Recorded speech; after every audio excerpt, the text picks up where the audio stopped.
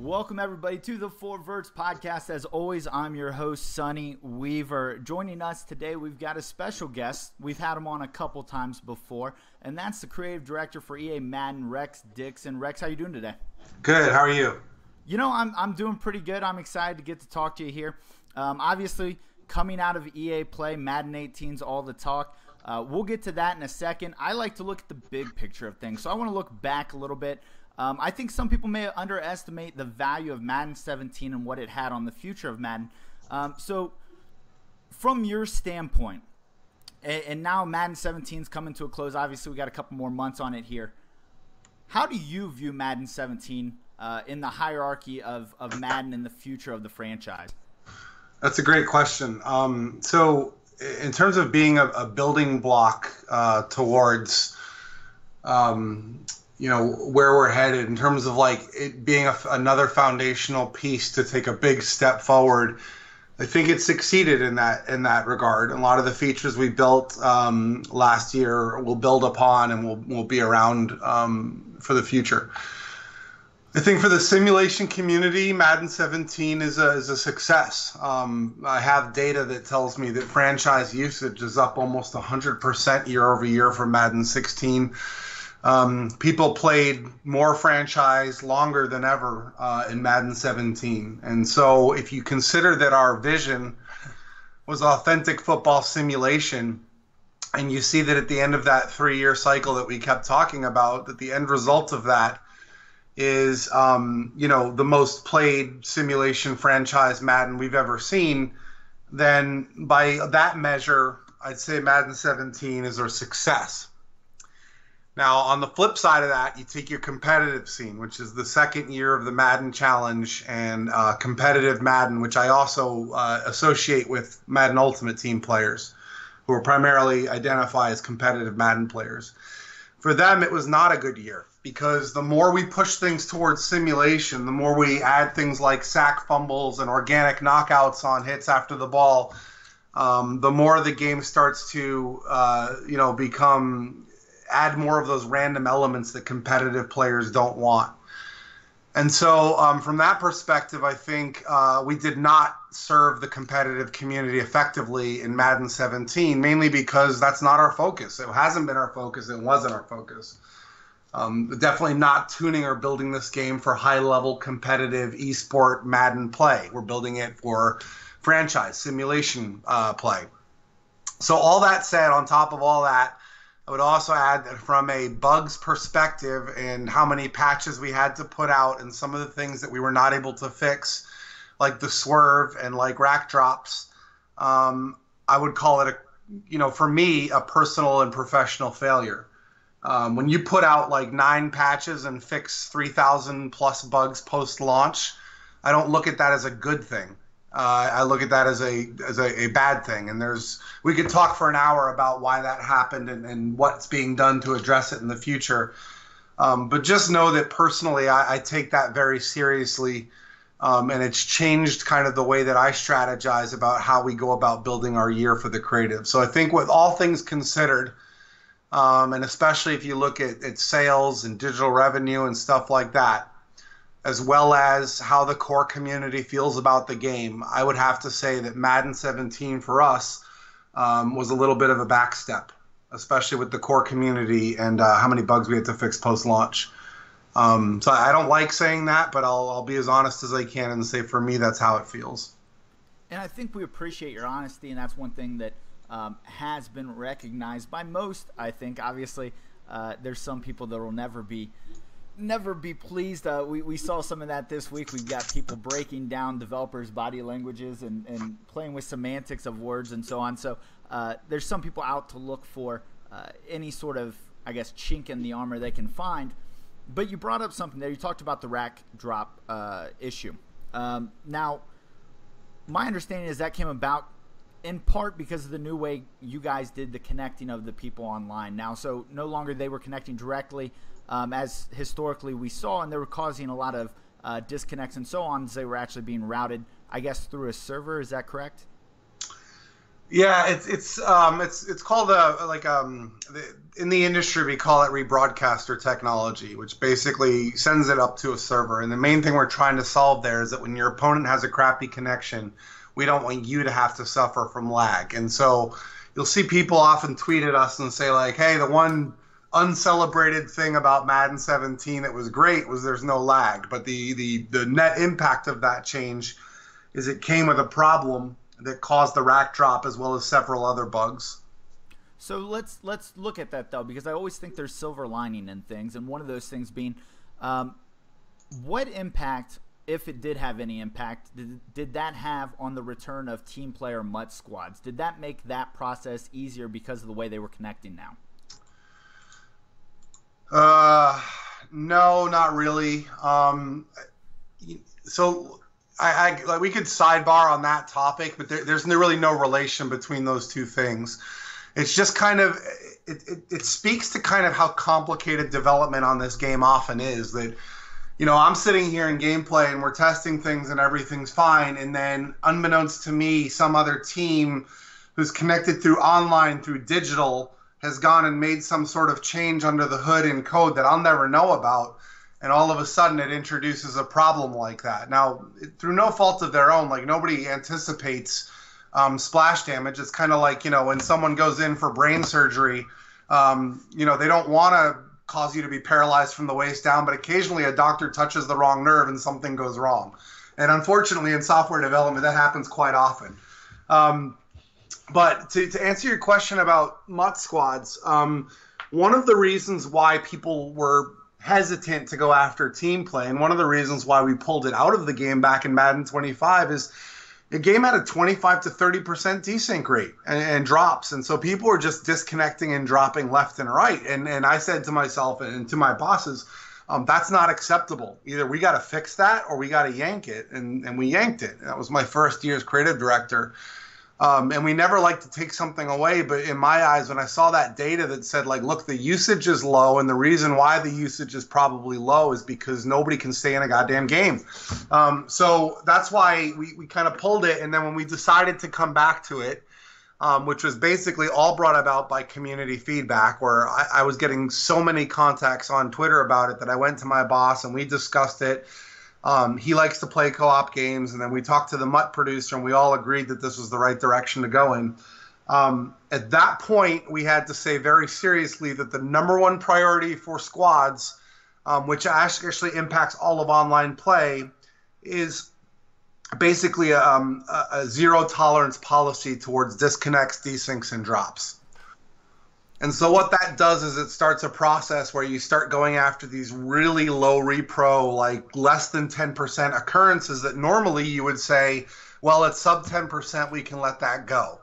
But now because you have squads and team play, you can't let it go anymore. So we put tons of our best online engineers on fixing all these little desyncs, these drops, these things in code that can cause people to get kicked out of games. And I'll be honest with you, it was scary as hell because for months we could not play squads. Like squads was unplayable because of desyncs and drops. And we kept pushing through it and fighting through it and fixing one after the other after the other. And at one point we just got to the end of the tunnel and there was light and the thing's been stable ever since. And we have like, I don't know, the drop rate is like sub 1% right now, which is fantastic. So that by nature of us saying we're doing squads, we're doing team play, it forced us to clean up all those little issues in our code that were causing desyncs and drops, and that does have a net benefit for all online play.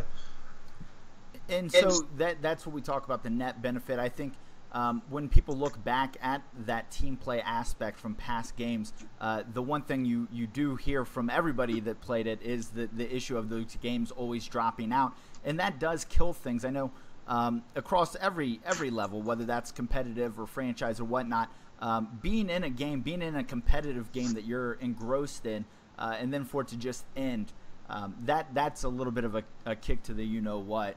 Yeah, and people are going to say, like, oh, typical EA, they took something out just to bring it back again. And so I'm happy that you gave me an opportunity to give you the context as to why we decided to pull it out and what it took to get us to put it back in again. And that's what I think is important for a lot of things, is understanding context, because nothing's done in a vacuum. There's always other factors, I think, involved in decisions and everything in life. Nothing is as black or white as people like to make it out to be. So let's go ahead and get into 18 a little bit. I think 17, when I look back at 17, I look at it as it was the transition to competitive. In that we started to see competitive arise as a big factor in Madden. Now, 18 sets up to kind of be the year, you guys refer to it as the year of the user, but that's kind of a spinoff in the competitive world because they are taking more control of that. Some things have happened where people assume that it's, once again, black or white, being that, okay, well, if you're on sim mode, ratings matter. If you're on competitive mode, they don't matter at all. Now, I know that's not the fact. Can you explain a little bit about how ratings do still play a factor in competitive? Yeah, so it really doesn't change as much as it might seem at first. It's really identifying specific areas, and there are really not that many areas. There's a few of them. We have a pretty solid table, but the main ones that I want to talk about are catch chances and overthrows. So a competitive player will say to us, and we met with a lot of the top players from the Madden Challenge to get this feedback, digest this information, and decide what the right way to achieve what they wanted was. So if they say, anytime a user throws at my defender, I expect it to be intercepted. Okay? So one of the things that we've done for years in Madden is manage the number of interceptions that the user is likely to throw based on telemetry and data that I have when I look at stats, to basically change defenders' catch chances to ensure that people aren't throwing 9 picks a game and having a bad time. That's why you get competitive players complaining about all the dropped interceptions, because the game is tuned so that you only throw 3 or 4 per game on average. Now, I can't solve people making bad reads, obviously, so this is one of the things that we do, and which is why competitive players don't like it, because it bails people out of making bad reads. So your obvious solution to that is, okay, well, if they want defenders to catch everything, then make defenders catch everything that hits them in the hands. And then you run yourself into an obvious question mark, which is, well, at that point, why do ratings matter? And so what we have to do is we have to establish what we call a min or a max cap threshold that gets you the behavior you expect on competitive only. And so the way this works is, let's say your defender is, and let's say arbitrarily that the number is a 75. So if your defender has a 75 rating and he is open, meaning there's nobody within 2 yards radius around him or something like that, and it hits him in the hands, he has a 100% chance to catch that and intercept it. On simulation, even if you have a 99 rated cornerback who is open, there is a small percent of a 1% chance that he could still drop it, because that's how football works. There's always a percent chance that he's not going to make the play. Same thing goes for receiver catch chances. If you're open and you're in space and the ball hits you in your hands and you're above a certain ratings threshold, this would probably be for us, for wide receivers, probably be up in the 90s, you would have a 100% catch chance. You're not going to drop it. On simulation, there's always a chance that you could drop it. So that's really the difference. And then the other place we looked at was quarterback accuracy. And what this means is if I'm in the pocket and I'm not getting any penalties for being under pressure or throwing off the back foot or something like that, and I'm throwing to an open receiver, I should have a 0% chance of an overthrow, meaning I'm not going to get a perfect read and be punished because the game decided that based on my ratings, you're going to throw a wild ball to the safety. And so the same thing. So what we do is we establish a max cap threshold. If we say it's a drag route, so is his short throw accuracy above a 95 or whatever it is? If he meets that check, if he's in the pocket, if he's not under pressure, and he's not off his back foot, then he's got a 100% chance to throw an accurate pass. So that's kind of the fundamental difference. Now, under the hood, we do a lot of other stuff too. I'll give you one example. In competitive play, it's considered bad form to user the D-line, because in competitive play, most users will control the middle of the field by controlling a defender and lurking the middle. And so what we did is we removed the user bonus on the D-line. Now, it's still there for simulation, so if you use a D lineman, you're getting like a 10% boost to your win chances. But in competitive, we don't boost you for that. However, if you're usering a defender and the ball is thrown to you, we do slightly boost your catch chances because we're bonusing you for being a user and putting yourself in the right position. And there's a lot of things like that. Like if you user hit stick someone, you have a higher chance to fumble than you would on simulation, for example. So slight ways that we're benefiting the user making plays, whereas on simulation, everything is kind of dictated by ratings. This also allows us to do things for sim, like last year a lot of people said lower rated quarterbacks should not be as accurate as they are. But simulation players hate dice rolling very inaccurate passes. I mean, competitive players hate that. But now that we've separated them, we can drop the low end of quarterback accuracy on simulation without impacting competitive. And it goes vice versa, too. If you make changes for competitive, we don't have to impact simulation.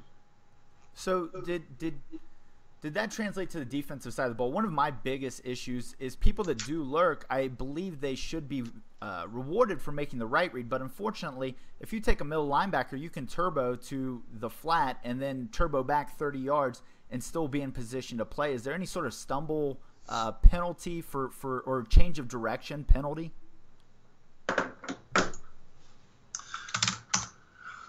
Yes, we did a lot of work on that. So one of the big things that was on our list of kind of like community issues was that users can take away multiple routes over the middle of the field, that linebackers are too fast. This also ties back into why people could run quarters and stop the run, because users were so fast they could sort of swerve around blockers as a linebacker. And so now we've done a lot of work on linebacker loco and saying like, hey, you know, what are your ratings? And only if you're elite can you kind of move like that. Because if you're lower rated in your awareness or your movement speed, we want to make you play different cuts, especially when you're moving in one direction and trying to turn 180 to go back in the other direction. So there's been a bunch of work on that. And so you'll feel a lot less overpowered users over the middle, and certainly much more difficult to take away routes moving in the opposite direction. And then on top of that, we've changed ball hawk. So people can't hold Y the entire time that the quarterback is in the pocket. You now have to time it with the throw. So it requires a little bit more skill than just holding the button down the whole time now. You get penalties if you hold it down before the throw. And that is, I think, the direction that most people can agree on competitive in sim, is that there's certain things that were added to the game once upon a time to make the game more accessible for maybe casual players that I think it may have gone too far for a majority of the crowd, ball hawk being one of them. So it's nice to see those things get tuned. Every year, one of the things that constantly gets beat up on, and I talk to Clint and follow Clint and whatnot, is the offensive line play. Obviously, this year, ID the mic has been kind of thrown out there, and people know it exists. Clint's gone about trying to explain it a little bit, but I kind of want to look deeper at line blocking and what we know so far. The rework on the line, is that kind of like the quarterback? Are lower linemen really going to play? Like, is my 60 overall center going to get blown up by Geno Atkins, or is he going to give me enough time to get rid of that ball? Yeah, there's been so many changes. It feels to me like this is the biggest jump in terms of changes to blocking that I've seen in probably since, what was the first year we did blocking? It was like 25, I think. You know, everything from open field blocking to receivers blocking for you after passes to pullers not getting sucked inside to lead blockers actually making their blocks. There's a whole reach tackle system now, so defenders can reach out of blocks and trigger three-man interactions with the ball carrier. So much has been done. And then you get into pass blocking and ID the mic, which is a complete game changer for the meta of pass protection. And then there's been a lot of work on just general pass protection fixes. So I feel like this year, if you combine all that with the way the ball carrier feels and moves this year with frostbite physics and stuff like that, it's a significant upgrade over last year. I think the best running game I've ever seen it. Okay, so I have one major gripe with blocking, and I hope you tell me it's been fixed. A halfback in pass protection, when he cuts somebody, is that going to be an automatic win this year? No. And that right there, it may be the best. I've seen the line. I have a video. I was actually just looking at it where a linebacker hurdles the cut block and makes the sack.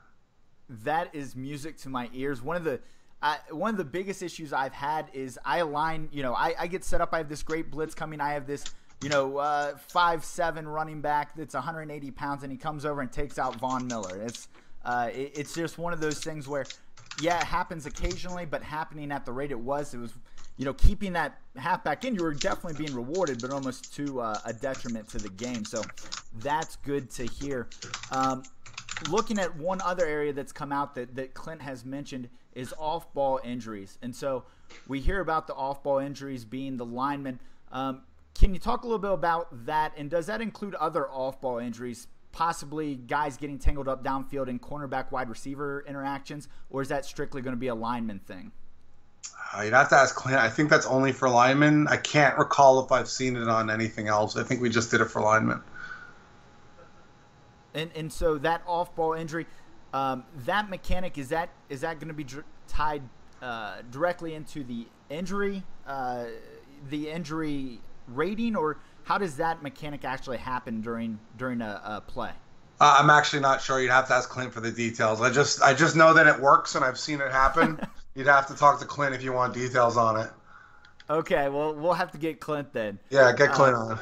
We'll get Clint on. That's not a problem. So backing away and backing out just a little bit and getting a higher level look. So you add all these new features. You've got ID the Mic. Clint had some hilarious tweets to him about what ID the Mic was in some people's eyes.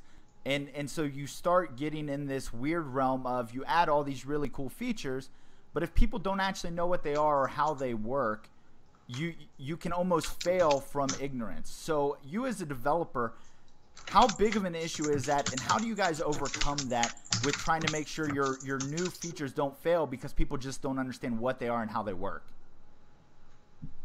I'm sorry, are you asking how we build so late?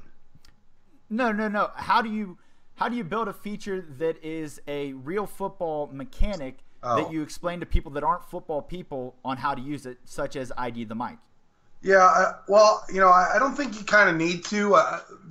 Our competitive players will treat it just like any other game mechanic. Once they understand the meta of how it works, it will just become part of their natural pre-play adjustment sequence. It is kind of interesting in that the more it allows defenders and people on defense to set up disguises, where if you can fake your opponent into believing that the blitz is coming from one side but actually bring it from the other, and they guess wrong, you can expose them and create opportunities to get pressure, which is kind of interesting.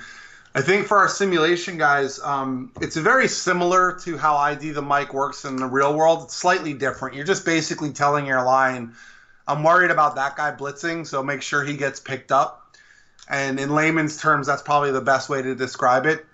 So I know some people got caught up on this because they're like, well, it's not exactly like ID the Mic, but it's close enough. It's like the quarterback identifying who on the defense he's worried about. And so, I'm not too worried about that. I think it's going to be huge for competitive, and it's a really authentic feature for Sim too. So I'm psyched. All right. Well, Rex, I want to be cognizant of your time. So I've got one more question for Sure. you here. Looking back at 17, you stumbled out of the gate a little bit on launch. One of those being the run-pass glitch was something that sometimes people too close to a situation don't even notice something like that. Yep. Obviously, this year I'd heard some rumors or things. You may have even said that because of the frostbite, the beta may not be even the same as how it was last year. How do you guys ensure that you improve each year and have a cleaner launch each year, knowing that there's going to be some bugs, but not the game-breaking bugs that can shut you down like we saw last year? Great question. The first step for me, and it was a painful one, is to say, look,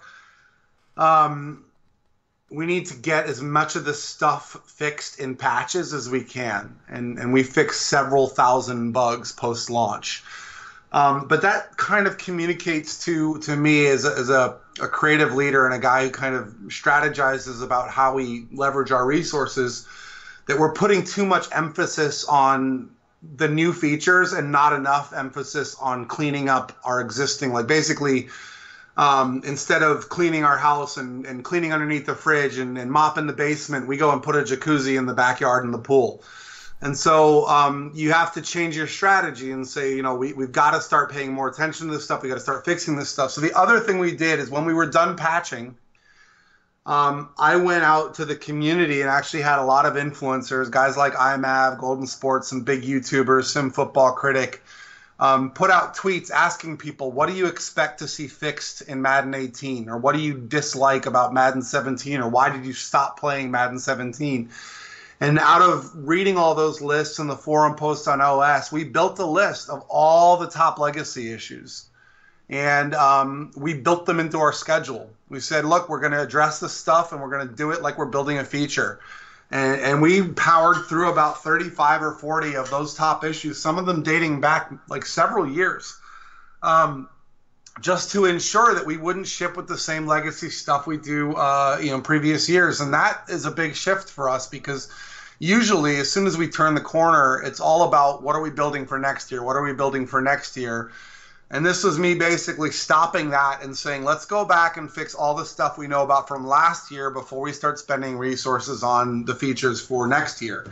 And so my hope is that as a result of that, and then the other axis is I have been working with the QA leads here to attract, recruit very hardcore competitive Madden players to our QA staff. And that meant, like, for example, I was watching people play on Twitch, and one of the best Madden players that I've ever seen, a guy named Michael Morales, aka T-Raw, I personally recruited him to come out here and to join the Game Changers and ultimately join us as a QA tester because he has the kind of mind that can break our game. He can think through schemes and exploits and pre-play adjustments because he's been doing it for years. And so by attracting some of those people and hiring some of those people, I hope that we have insulated ourselves against stuff like the run-pass glitch popping out, which I would have never found, but some of these more competitive guys will find almost instantly. And they are finding some crazy exploits. So you say somebody like you wouldn't have found it right away. I think most people on Twitter found it within 24 hours of it coming out for EA access. We see NHL 18 announce that July 25th, I believe, they're going to do an open beta. Yep. Back to that whole Frostbite thing, is that something in the future you guys could get back to doing? I know you did it once upon a time. I remember back when you bought NCAA, you got a early look, Cardinals versus Steelers. You could play one of two teams and play the game. And So we want to get back to it. This year, and only this year, because of Frostbite and because of story mode, because we're trying to do a lot and it's very disruptive in terms of our normal year, I doubt we're going to actually be able to do a kind of a pre-release beta. But we did one last year that was closed. And I think in the future, we'll probably just expand that kind of closed beta to our game changers and trusted influencers and people like that. And then over time, depending on how that goes, we can grow it in scale and maybe move towards a public beta in the future. All right. Well, that's the kind of information I think people like to know. Always looking towards the future, more improvement going forward. I lied to you earlier. I did have one question just because I promised somebody who messaged me about it. I know when you guys talked earlier in the year, kind of something slipped out in maybe it was a Game Informer article or something that said it was a PC game. Obviously, you came back and said, no, it will not be released on PC. Is there any thought of moving back to the PC in the future, or is that a kind of a market you guys have abandoned? No, we've definitely thought about it. And, some of the development that we do in-house is done on a PC. But to do the kind of work that you need to do to support like high-end graphics cards, to do controller customization, it just adds up.